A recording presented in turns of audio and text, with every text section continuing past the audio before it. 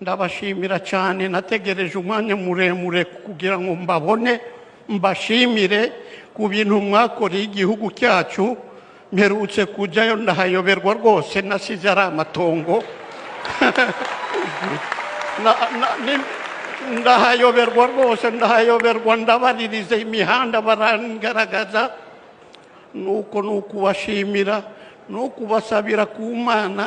ibahe ubwo bushobozi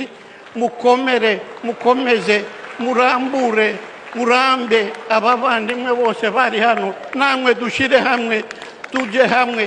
dukorere igihugu cyacu ndashaje ariko umutima nturasaza uracyari iyo ngiyo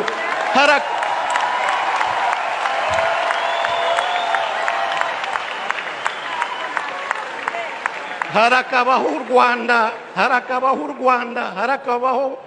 Bwana Perezida